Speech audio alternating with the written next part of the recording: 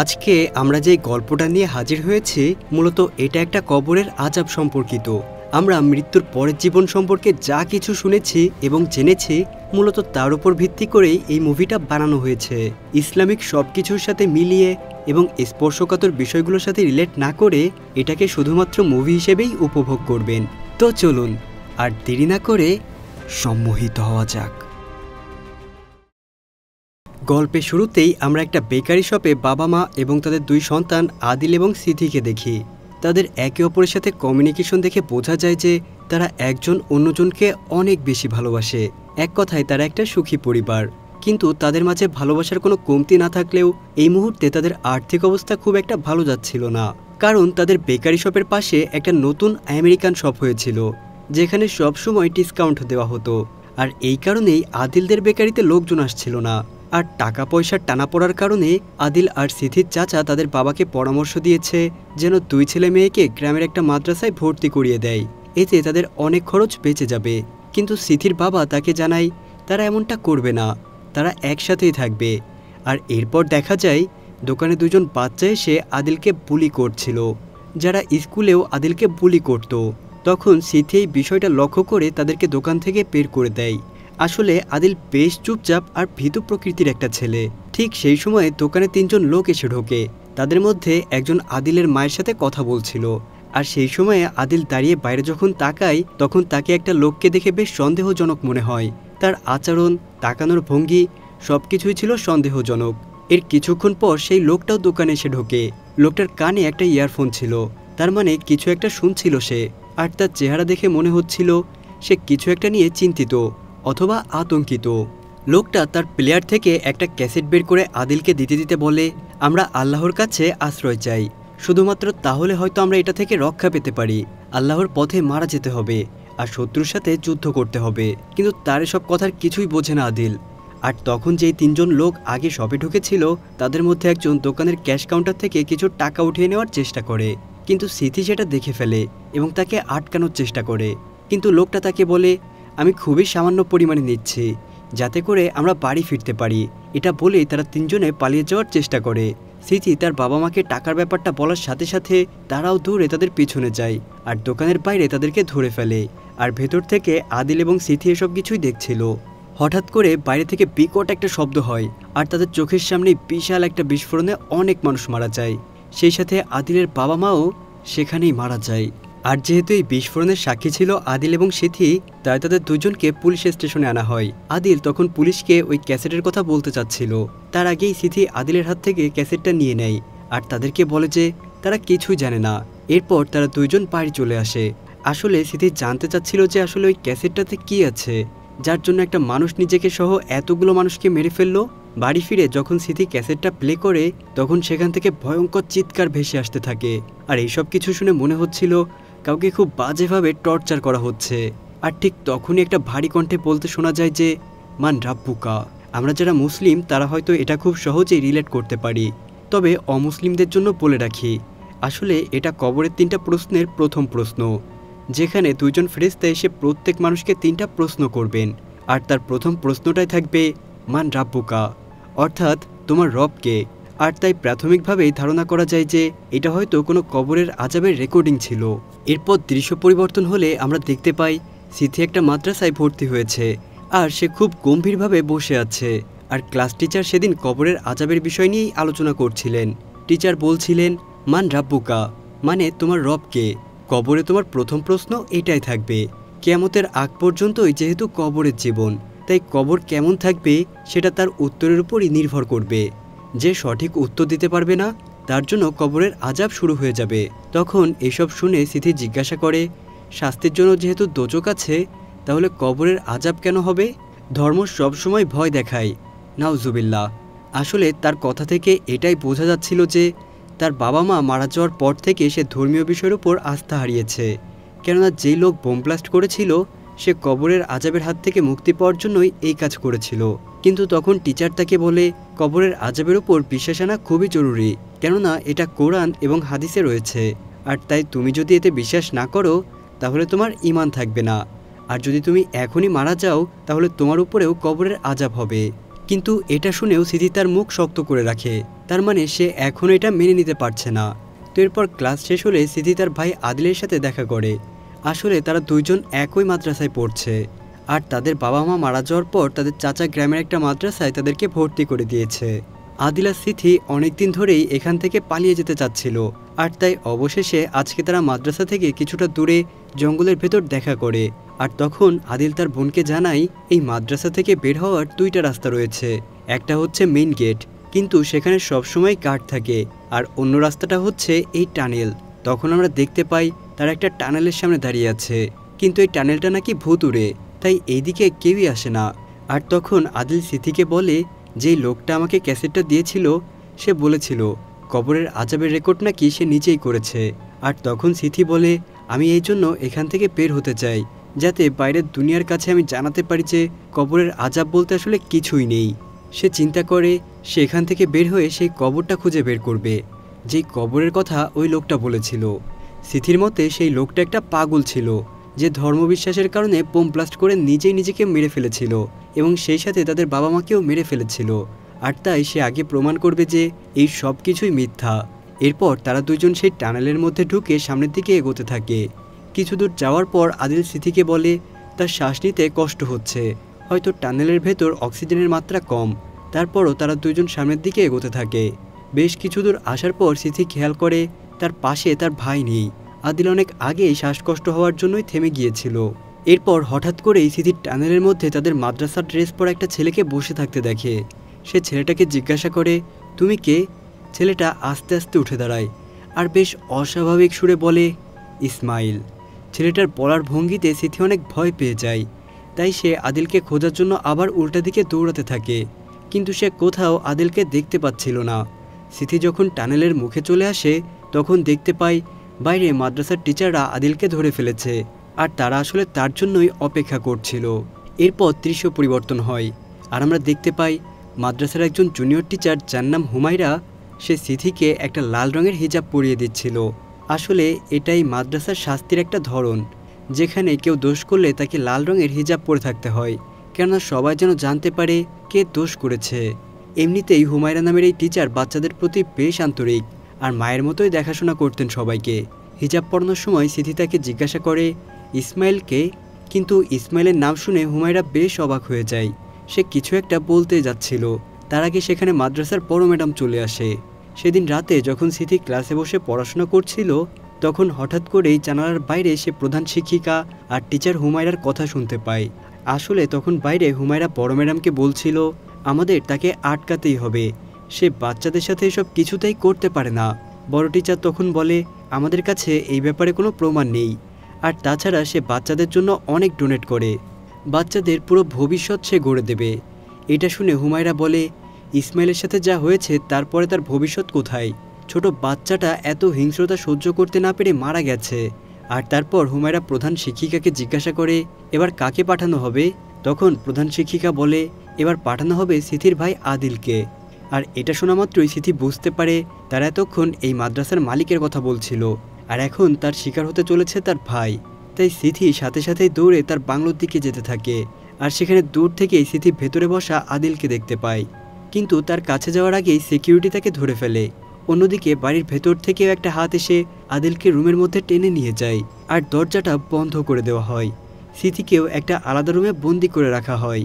বহু কষ্টে সে জানালার কিছু কাঠ খুলে সেখান থেকে বের হয়ে আসে।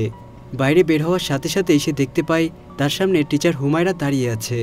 আসলে সে এখানে সিথিকে সাহায্য করতে এসেছিল। একটা ব্যাগে করে হুমায়রা সিথিকে কিছু খাবার, একটা টর্চ আর কিছু টাকা দেয়, আর এগুলো নিয়ে তাকে বলে এখান থেকে পালিয়ে যাও। সিথি পালানোর সময় সেই মালিকের গাড়ি আসতে দেখে, আর সে বুঝতে পারে এর মধ্যে তার ভাই আদিলও আছে। আর তাই সে ড্রাইভারকে কনফিউজড করার জন্য একটা ঢিল ছুঁড়ে মারে।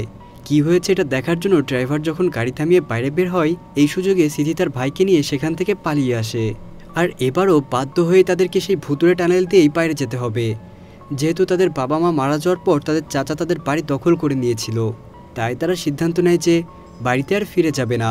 তারা যখন টানেলের ভেতর থেকে এগিয়ে যাচ্ছিল তখন আদিল কেমন যেন একটা ঘোরের মধ্যে ছিল। আসলে তার সাথে একটু আগে যা হয়েছে সেটা যে কোনো বাচ্চাকেই মানসিকভাবে ভেঙে দেবে। কিন্তু তারা দুইজন যখন অন্ধকারে এগিয়ে যাচ্ছিল হঠাৎ করেই আবারও সিথি পাশে আদিলকে দেখতে পাচ্ছিল না। আর তার সামনে আবারও ইসমাইলের আত্মা চলে আসে। তাই সিথি ভয় পেয়ে আবার আদিলকে খুঁজতে খুঁজতে এসে দেখে আদিল নিজেও ভয়ে তার দুই কান বন্ধ করে বসে আছে। সিথি এসে আদিলকে নিয়ে টানেলের অন্য প্রান্ত দিয়ে বের হওয়ার চেষ্টা করে।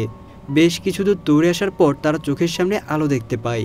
এখানে দেখে মনে হচ্ছিল তারা হয়তো অন্ধকার দুনিয়া থেকে আলোতে প্রবেশ করেছে। এরপর অনেকগুলো বছর কেটে গেছে। সিথি আর আদিল তারা দুজনেই এখন অনেক বড় হয়ে গেছে। সিথি এখন একটা বয়স্ক আশ্রমের নার্স, আর আদিল মৃতদের গোসল করানো থেকে কবর পর্যন্ত সব কাজগুলোই করে থাকে। চলুন এই আশ্রমের কিছু মানুষের সাথে আমরা পরিচিত হয়ে নেই, কারণ তারা গল্পের সাথে ওতপ্রোতভাবে জড়িত। এখানে ছিল একজন অন্ধ মহিলা, যার নাম জুইটা, আর সে নাকি মৃত মানুষের সাথে কথা বলতে পারত। আরও সেখানে ছিল একটা বয়স্ক দম্পতি, যাদেরকে মিস্টার নানি এবং মিসেস নানি নামেই ডাকা হতো। তারা দুইজন এই আশ্রমের রোমান্টিক কাপল ছিল আর কি। এরপর সেখানে ছিল লানি নামের আরেকজন কম বয়সী নার্স, আর এছাড়াও সেখানে আরও একজন বৃদ্ধকে দেখা যায়, যে বসে বসে টিভিতে তার মেয়েকে দেখছিল, কারণ সে একটা টকশোর উপস্থাপিকা। এরপর আমরা সিথিকে দেখতে পাই মিস্টার ওয়াজুর রুমে, আর সেখানে দেখা যায় বৃদ্ধের ছেলে মেয়ে তার সাথে দেখা করতে এসেছে, কিন্তু এই বৃদ্ধ তাদের সাথে কথা বলতে চায় না, তাই তাদেরকে সেখান থেকে চলে যেতে বলে। এর কিছুক্ষণ পর সিথি ওয়াজুর খাবার দিতে এসে দেখতে পায় যে বাচ্চাদের মতো সে কান্না করছে আর বলছে, আমার মা কোথায়? ঠিক যেমন বাচ্চারা আমাকে কাছে দেখতে না পেলে কান্না করে, ঠিক তেমন সিথিও তখন তাকে বাচ্চাদের মতো ট্রিট করে শুয়ে দেয়। কিন্তু অবাক করা একটা বিষয় হচ্ছে, সিথিকে দেখা যায় ওয়াজুর এই কান্নার মোমেন্টগুলো সে ভিডিও করে রাখছে। কিন্তু কেন? এরপর যখন সে রুমে আসে তখন দেখা যায় এর আগেও সে এমন অনেক ভিডিও করেছে, যেগুলো সে তার ল্যাপটপে যত্ন করে রেখে দিয়েছে। আর এরপরেই তাকে দেখা যায় আরও কিছু ভিডিও দেখতে, যেখানে সায়েন্টিস্টরা ভূত প্রেত নিয়ে আলোচনা করছে। এমনকি কিছু ইসলামিক স্কলার মৃত্যুর পরে জীবন নিয়ে আলোচনা করছিল। বিজ্ঞানের মতে যে ভূত প্রেতের ব্যাপারগুলো, এগুলো এক ধরনের হ্যালুসিনেশন, আর মানুষ এই ধরনের জিনিস তখনই দেখে যখন তার মস্তিষ্কে কোনো কারণে অক্সিজেনের অভাব ঘটে, তখন কল্পনাকে বাস্তব বলে মনে হয়। আর সিথিও এটাকেই বিশ্বাস করে। তো এর পরের দৃশ্যে আমরা আদিলকে দেখতে পাই। সে একটা মৃতদেহ গোসল করাচ্ছিল, আর গোসল করানোর পর সে ওই লোকটাকে কবরও দেয়। আর সেখানে তার পাশে সিথিকে দেখা যায়। তাদের দুইজনের কথা থেকে এটা স্পষ্টভাবেই বোঝা যাচ্ছিল যে সিথির মাথা থেকে এখনও কবরের আযাবকে মিথ্যা প্রমাণ করার ভূত নামেনি। আর সেই নার্সিংহোমে চাকরি এই জন্যই নিয়েছে, যাতে এখানে বৃদ্ধ মানুষেরা মারা গেলে সব থেকে খারাপ মানুষকে সে সেটা জানতে পারবে, এবং তার কবরের আযাব হচ্ছে কিনা এটাও পরীক্ষা করেও দেখতে পারবে। আর তার ভাই আদিলকেও লাশ গোসল করানো আর কবর দেওয়ার চাকরিও সে এই কারণেই দিয়েছে। সিথির প্ল্যান ছিল সে যে করেই হোক এটা প্রমাণ করবে যে কবরের আযাব বলতে আসলে কিছুই নেই। আর সেই লোকটা যে তাদের দোকানের সামনে বোম ব্লাস্ট করেছিল, সে আসলে পাশের আমেরিকান দোকানটাকে উদ্দেশ্য করেই আক্রমণ চালিয়েছিল, কারণ তার মনে হচ্ছিল হয়তো অন্য ধর্মের মানুষকে মারতে পারলেই সে কবরের আযাব থেকে বেঁচে যাবে। আর পরবর্তীতে যেই কবর থেকে ওই লোকটা আযাবের শব্দ রেকর্ড করেছে বলে জানিয়েছিল, সে সেই কবরটাও খুঁজে বের করেছে, কিন্তু এখানে কোনো আযাবের প্রমাণ তারা পায়নি। আদিল তখন সিথিকে বলে, এসব কিছু অনেক বাড়াবাড়ি হয়ে যাচ্ছে, তুমি তো নিজেই এতগুলো কবর দেখেছো, আর তুমি দেখতে পাচ্ছ যে এগুলোতে কোনো আযাব হচ্ছে না, তাহলে এটাই তো সবাইকে জানাতে পারো। কিন্তু সিথি বলে, এভাবে জানালে কেউ আমাদের কথা মানবে না, তাই অবশ্যই আমাদেরকে এর পক্ষে প্রমাণ জোগাড় করতে হবে। আদিল তখন জিজ্ঞাসা করে, তাহলে ইসমাইলের ব্যাপারটা তুমি কিভাবে বিশ্লেষণ করবে? তাকে তো তুমি নিজেও দেখেছো। তখন সিথি বলে, এটা আমাদের হ্যালুসিনেশনের কারণেই হয়েছিল। আদিল এটা শুনে আর কোনো কথা বাড়ায় না। তখন সিথি বলে, আমি এমন একজন মানুষকে চিনি যে সব থেকে বেশি পাপিষ্ট ব্যক্তি, আমি তার মৃত্যুর জন্যই অপেক্ষা করছি। আদিল যখন জানতে চায় লোকটা কে, সিথি তাকে কিছুই বলে না। যাই হোক, রাতে যখন আদিল বাড়ি ফিরে আসে, আদিলের স্ত্রী লালা তাকে বাড়ি থেকে বের করে দেয়, কারণ আদিল প্রায়ই তার কাজ আর সিথির সাথে অদ্ভুত সব কারণে ব্যস্ত থাকে। সে ঠিকমতো তার স্ত্রীকে সময়ও দেয় না, তাই তার স্ত্রী তাকে ডিভোর্স দিয়ে দিতে বলে, আর তার ব্যাগ বাড়ির বাইরে বের করে দেয়। বেচারা আদিল বুঝতে পারে যে আসলে সে তার স্ত্রীর সাথে অন্যায় করেছে, তাই আর তেমন কিছুই বলে না সে, এবং ব্যাগ ঘাড়ে নিয়ে সেখান থেকে চলে আসে। অন্যদিকে আমরা দেখতে পাই সিথি তখন মাস্টার ওয়াজুর রুমে এসেছে, আর মিস্টার ওয়াজু তাকে জিজ্ঞাসা করছিল, তুমি কি মৃত্যুর পরের জীবনে বিশ্বাস করো? আসলে ওয়াজু মৃত্যুর পরের জীবনের ব্যাপারে বিশ্বাস করে না। তার মতে মারা যাওয়ার পর যে শরীরে আত্মাই থাকে না, তার আবার কিসের আযাব? আর এখান থেকে বোঝা যায় সেও আসলে একজন নাস্তিক। হঠাৎ করেই সিথি তাকে জিজ্ঞাসা করে তার গ্রামের মাদ্রাসার কথা। সে প্রায় 50টার বেশি বাচ্চাকে মলেস্ট করেছে, যাদের মধ্যে সিথির ভাই আদিলও একজন। তাই তার মতে সে একজন বড় পাপী। আর সিথি তাকে বলে, আমি আসলে তোমার কবরের আযাব হয় কিনা এটা দেখতে চাই, আর এরপরেই সিদ্ধান্ত নেব মৃত্যুর পরের জীবন আছে কি নেই। আর এখান থেকে আমরা বুঝতে পারি আসলে ওয়াজু এখানে আছে জেনেই সিথি এই বৃদ্ধাশ্রমে চাকরি নিয়েছে। কিন্তু তাদের এই কথাগুলোর সব কিছুই এতক্ষণ বাইরে থেকে দাঁড়িয়ে শুনে ফেলে আদিল। আর সে ভেতরে এসে ওয়াজুকে দেখে নিজের রাগ কন্ট্রোল করতে পারে না। যেই লোকটা তার শৈশবের স্মৃতিকে দুঃস্বপ্নে পরিণত করেছে, তাকে কিভাবে আদিল ছেড়ে দিবে। তাই ওয়াজুর গলা চেপে তাকে মেরে ফেলতে লাগে আদিল। কিন্তু সিথি তাকে বারবার ছেড়ে দিতে বলে, কারণ সে চায় যদি কবরের আযাব সত্যিই হয়ে থাকে তাহলে সে যেন তার শাস্তিটা কবরে গিয়েই পায়।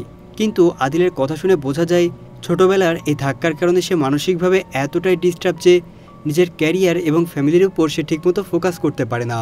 হঠাৎ করেই ওয়াজু তার ড্রয়ার থেকে একটা বন্দুক বের করে নিয়ে আসে আর নিজের মুখে ঢুকিয়ে গুলি করে দেয়। আর সাথে সাথে সে সেখানেই মারা যায়। গুলির শব্দে আশ্রমের বাকি মেম্বাররা সেখানে এসে হাজির হয়। আর এই ঘটনা শুনে ওয়াজুর পরিবার তার মৃত্যুটাকে পাবলিক করতে চাচ্ছিল না, তাই সেই রাতেই তাকে দাফন করার সিদ্ধান্ত নেওয়া হয়। আর কেউ না থাকার কারণে বাধ্য হয়ে আদিলকেই তার লাশটাকে গোসল করাতে হয়। অনেক ঘৃণা আর আক্ষেপ নিয়ে আদিল তার লাশ গোসল করতে থাকে। পরদিন সিথি আর আদিলকে ওয়াজুর কবরের কাছে দেখা যায়। মূলত সিথির প্ল্যান হলো সে কবরের আযাব নিজের চোখে দেখবে আর এটা রেকর্ড করে সারা দুনিয়াকে দেখাবে। সে আসলে দেখাতে চায় যে আসলেই কবরের আযাব বলতে কিছুই নেই, সে তাদেরকে ভুল প্রমাণ করবে। তাই সিথি কবরের ভেতর নেমে ওয়াজুর লাশের পাশে শুয়ে পড়ে। তার বাবা মা মারা যাওয়ার পর থেকেই সে নাস্তিক, কিন্তু যখন সে কবরের ভেতর শুয়ে পড়ে তার মুখ দেখে বোঝা যাচ্ছিল সিথি আসলে অনেক বিষয়ে কনফিউজড। সে জানে না এখানে কি হতে পারে। যদি সব কিছু সত্যি হয় তাহলে সে কি করবে। আদিল তখন কবরটাকে উপর থেকে ঢেকে দেয়। সিথি তার ক্যামেরাটা অন করে আর অপেক্ষা করতে থাকে কবরের আযাবের। সিথিকে কবরের ভেতর ঢুকিয়ে দিয়ে আদিল কবরের পাশেই বসেছিল একটা হারিকেন নিয়ে। আসলে সেখানে একটা ছোট্ট ছিদ্র করা ছিল, কারণ যদি কোনো বিপদ হয় তাহলে যেন সিথি তার ভাইকে সাহায্যের জন্য ডাকতে পারে।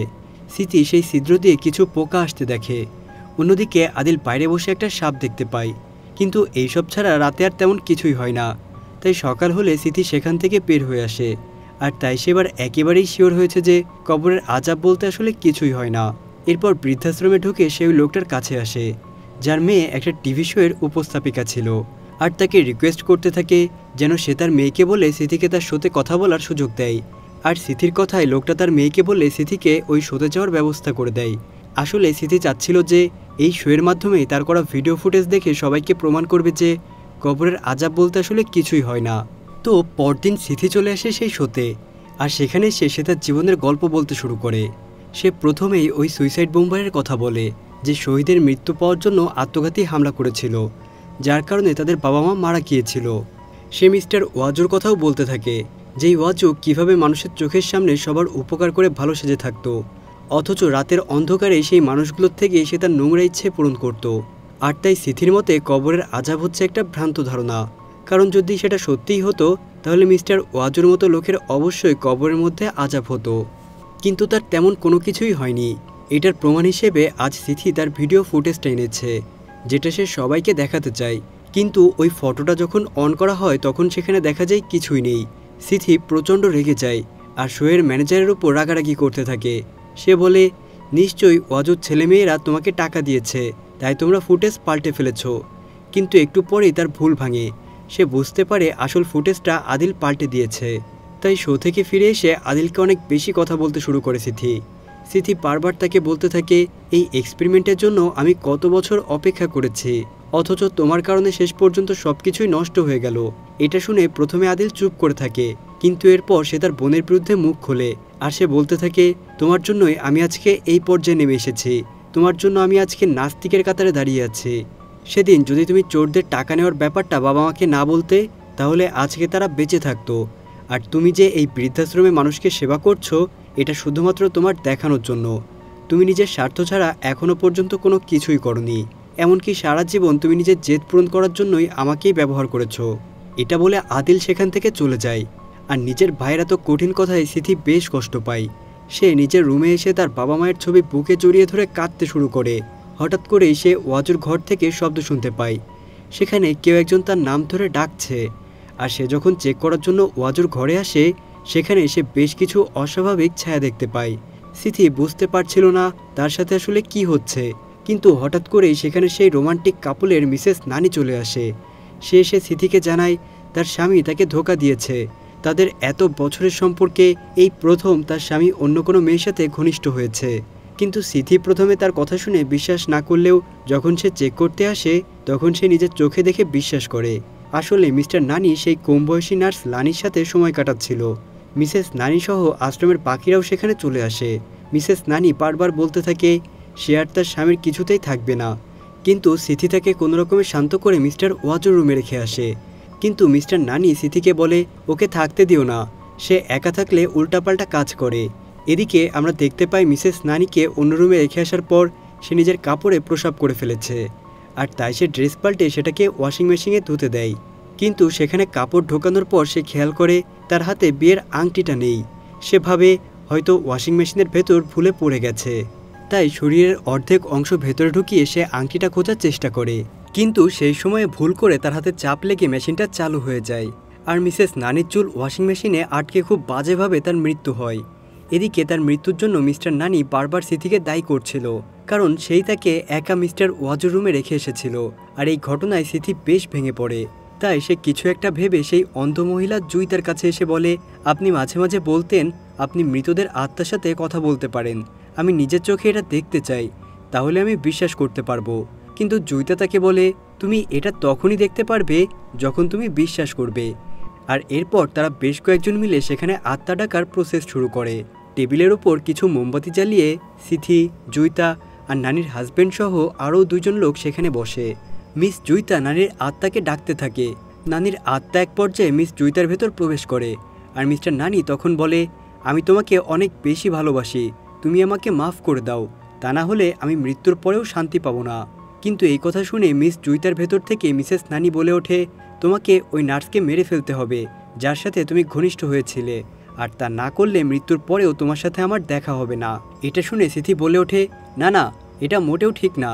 আর তখন সেখানে থাকা সবাই অদ্ভুতভাবে সিথির দিকে তাকিয়ে বলতে থাকে তোমাকে বিশ্বাস করতে হবে সিথি, তোমাকে বিশ্বাস করতে হবে। আর হঠাৎ করেই সিথি তার পাশে মিসেস নানিকে বসে থাকতে দেখে। এটা দেখে সে ভয় পেয়ে জানালা খুলে রুমের পরিবেশ স্বাভাবিক করে দেয়, আর সবাইকে বলে এখন লাঞ্চ টাইম হয়েছে। আর তাই সবাই উঠে সেখান থেকে চলে যায়। এরপর আদিলকে দেখানো হয়, সে একটা লাশকে গোসল করাচ্ছিল, কিন্তু তখন তার সাথে কিছু অদ্ভুত ঘটনা ঘটতে শুরু করে।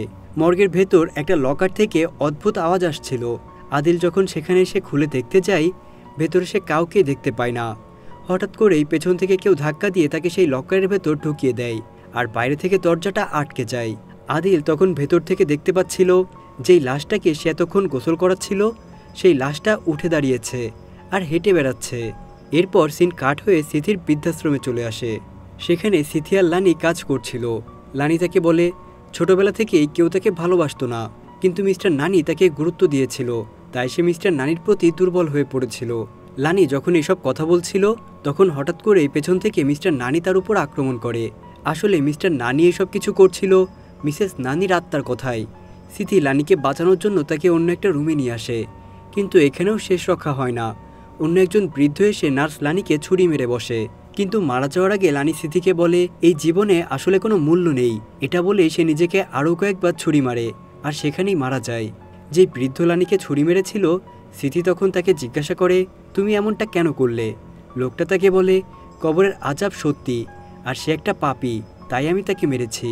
এখন আমার কবরের আযাব কমে যাবে। সিথি এরপর তাকে জিজ্ঞাসা করে তুমি এটা কোথা থেকে জানলে? তখন লোকটা হাতের ইশারায় টিভির রুম দেখিয়ে দেয়। যেখানে আসার পর সিথি দেখতে পাই সব চ্যানেলে শুধু কবরের আযাবের ব্যাপারে নিউজ হচ্ছে, আর এখানে অনেকেই দাবি করছে যে তারা কবরের আযাব রেকর্ড করেছে, আর নিজেদের কবরের আযাব কমানোর জন্যই যে যাকে পাচ্ছে মেরে ফেলছে। আর এসব কিছু করতে শুরু করেছে সিথির সেই ইন্টারভিউয়ের পর থেকে। সিথি নিজেও এসব বুঝতে পারে। মিস জুইতা তখন তাকে বলতে থাকে এই দুনিয়াটা তোমার জন্যই বদলে গিয়েছে সিথি। এরপর সে চলে আসে মিস্টার ওয়াজুর কবরের কাছে, আর একাই কবর খুঁড়তে শুরু করে। এরপর হঠাৎ করেই সে কবরের মধ্যে পড়ে যায়, আর সেখানে কবর তাকে চারপাশ থেকে চাপ দিতে থাকে। সিথি নিজেকে বাঁচানোর জন্য হাত দিয়ে মাটি খুঁড়তে শুরু করে, আর খুঁড়তে খুঁড়তে সে সেই ছোট্টবেলার টানেলের ভেতরে চলে আসে। সেখানে কিছু দূর যাওয়ার পর সে তাদের বেকারিতে ঢোকার একটা দরজা দেখতে পায়, কিন্তু এসব কিছুই ছিল স্বাভাবিক দুনিয়া থেকে অনেক আলাদা। সে ভেতরে ঢুকলে আবারও সেই লোকটাকে দেখতে পায় যে তাদের ক্যাশ থেকে টাকা নিচ্ছিল, আর স্বভাবতই সে লোকটার হাত আটকে ধরে। কিন্তু আবার কিছু একটা ভেবে লোকটাকে যেতে দেয়।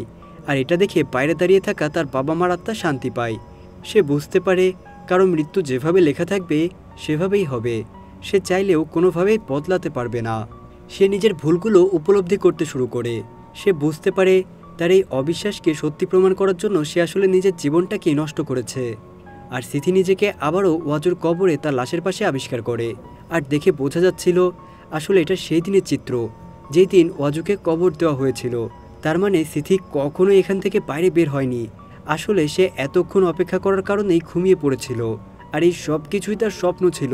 তো এটা বুঝতে পেরে সিথি উপরের দিকে তাকিয়ে দেখে কবরের সেই ছিদ্র দিয়ে আগে যেখান থেকে পোকা আসছিল সেখান থেকে তখন একটা সাপ ভেতরে ঢুকে। কিন্তু সাপটা সিথির দিকে না তাকিয়ে সোজা ওয়াজুর মুখে ঢুকে যায়। এরপর ওয়াজুর লাশটা উঠে বসে। শুরু হয় তার কবরের প্রশ্ন উত্তর। কিন্তু পৃথিবীতে বেঁচে থাকার সময় যেহেতু ওয়াজু শুধু পাপই করে গেছে, আর যেহেতু সে ঈমান নিয়ে মারা যায়নি, তাই সে কোনো প্রশ্নেরই সঠিক উত্তর দিতে পারে না। সাথে সাথেই তার মুখ থেতলে দেওয়া হয়। এরপর দেখতে দেখতেই তার মুখটা আবার ঠিক হয়ে যায়। এরপর আবারও তাকে থেতলে দেওয়া হয়। এভাবে বেশ কয়েক রাউন্ড চলার পর সেই সাপটা আবার তার মুখ থেকে বাইরে বের হয়ে আসে এবং ভয়ঙ্কর রূপ ধারণ করে। আর তাকে অজস্র বার সবল দিতে থাকে। আর সেই সাথে বারবার একটা ভয়ঙ্কর চেহারা ওয়াজুর মুখের সামনে এসে তাকে ধমকাতে থাকে। এসব কিছু দেখে সিথি বারবার ভয়ে আল্লাহর কাছে সাহায্য চাইতে থাকে। সে বুঝতে পারে সে জীবনে কত বড় ভুল করেছে, আর তাই সে ক্ষমা চাওয়ার জন্য ইস্তেগফার পড়তে থাকে। কিন্তু সে ঠিকমতো করতে পারছিল না। এমন সময় কোনো একটা গায়েবী আওয়াজ তার কানে আসে, আর সে পুরোপুরি ইস্তেগফারটা পড়া শেষ করে। কিন্তু মিস্টার ওয়াজুর আযাব তখনও চলছিল। মাটির চারপাশ থেকে এবার তাকে চেপে ধরার জন্য কবর ছোট হয়ে আসছিল। সিথি মনে মনে ভাবছিল হয়তো এটাই তার শেষ দিন। কিন্তু তখনই আদিল উপর থেকে কবরের কাঠগুলো সরিয়ে তাকে বাইরে বের করে আনে। আদিলের অবস্থাও খুব বেশি ভালো না। তারা দুই ভাই বোন সেখান থেকে পালানোর চেষ্টা করে। সিথি বারবার বলতে থাকে আমাদের যে করেই হোক বাঁচতে হবে। কিন্তু তখনই আদিল অসুস্থ হয়ে মাটিতে পড়ে যায়। আর সিথি তার কানে একটা ভারী আওয়াজ শুনতে পায়। সে বলছে মান রাব্বুকা। গল্পের শেষে দেখা যায় কেউ একজন ওয়াজুর মৃত্যুর আগে করা কিছু ভিডিও রেকর্ড দেখছিল, যেখানে ওয়াজু বলছে যদি মৃত্যুর পর সত্যি কবরের আযাব হয় তাহলে সেটা ডিপেন্ড করবে তুমি আসলে কোন জিনিসে সবথেকে বেশি ভয় পাও। আর আমি জানি তোমার সবথেকে বড় ভয় হলো তাদের কথা যদি সত্যি হয় আর কবরের আযাব যদি সত্যিই থাকে তাহলে তোমার কি হবে। আর এইটুক দেখার পরেই মোবাইলটা কেউ একজন বন্ধ করে দেয়। আসলে এই হাতটা ছিল মিসেস ন্যানির। আর দূর থেকে একটা ভয়েস শোনা যায় যেটা ছিল মিস্টার নানির। আসলে হয়তো এই গল্পটার এন্ডিংটা নিয়ে আপনারা অনেকেই কনফিউশনে থাকতে পারেন, তাই আমি কিছুটা সহজ করে আপনাদেরকে বলে দিচ্ছি। যেই দিন ওয়াজু মারা যায় আর সেই দিনই সিথি তার সাথে কবরে প্রবেশ করেছিল। আসলে সেই দিনই সিথি সেখানে মারা গিয়েছে, কেননা একজন জীবিত ব্যক্তি কোনোদিনই কবরের আযাব দেখতে পাবে না। আর তাই কবরের ভেতর প্রবেশ করার পর সে যা কিছু দেখেছে সেগুলো আসলে আল্লাহর ইচ্ছায় ফেরেশতারা তাকে দেখিয়েছে। ওয়াজুর কবরে ঢোকার পর সিথি আর কখনোই সেখান থেকে বের হয়নি। আসলে এই সব কিছু যা সিথিকে দেখানো হয়েছে সেগুলো ছিল তার জন্য শিক্ষা। প্রত্যেকটা ঘটনা থেকেই তার ভেতর থেকে অনুভূতিগুলো পাল্টেছে এবং উপলব্ধি বেড়েছে। ধর্ম যে আসলেই কাউকে ভয় দেখানোর জন্য নয়, আর ধর্ম মানুষকে সঠিক পথ দেখায়, খারাপ কাজ থেকে বিরত রাখে। সেগুলোই তাকে বোঝানো হয় এই ঘটনাগুলো দেখিয়ে। কারণ তখনও তার সওয়াল জবাবের পর্ব আসেনি। আর সারা জীবন সিথি যেহেতু তার বাবা মায়ের মৃত্যুর কারণে অভিমান করে ইসলামের চরম সত্যের ওপর থেকে মুখ ঘুরিয়ে নিয়েছিল, তাই তাকে কবরে ঢোকার পর আল্লাহর ইচ্ছাতেই এই সব কিছু দেখানো হয়েছে, যাতে সে নিজের ভুল বুঝতে পারে। কিন্তু মৃত্যুর পরে এই বিশ্বাস কি কোনো কাজে আসবে? আর হ্যাঁ, আদিল নিজেও হয়তো বেঁচে নেই, অথবা শেষে যখন আদিল এসে সিথিকে কবর থেকে টেনে উপরে তুলল সেটা কি আসলেও আদিল ছিল? কারণ আদিল যখন তাকে কবর থেকে বের করছিল সে নিজেও কবরের ভেতর মিস্টার ওয়াজুর আযাব দেখতে পাচ্ছিল, নাকি আদিলের রূপ ধারণ করে কোনো ফেরেশতা এসেছিল যে একদম শেষে তাকে জিজ্ঞাসা করেছিল মান রাব্বুকা। তবে সবশেষে এটাই বলতে চাই, আজকের গল্পটাকে শুধুমাত্র একটা মুভি হিসেবেই দেখবেন। এটাকে মোটেও ইসলামের স্পর্শকাতর অনুভূতি অথবা অন্য কোনো দিক দিয়ে মেলাতে যাবেন না। তবে এখান থেকে শিক্ষণীয় দিকগুলো আপনারা অবশ্যই ধারণ করতে পারেন। বিশ্বাস বা অবিশ্বাস পুরোটাই আপনার সিদ্ধান্ত। কিন্তু অবশেষে মিস্টার ওয়াজু সেই প্রশ্নটা থেকেই যায়, যদি আসলেই কিছু না থাকে তাহলে তো হয়েই গেল, কিন্তু যদি থেকে থাকে তাহলে অবিশ্বাসীদের কি হবে? তো আজকের মতো বিদায় নিচ্ছি এখানেই। সবাই ভালো থাকবেন, আর দেখা হবে নতুন কোনো গল্পে। আল্লাহ হাফেজ।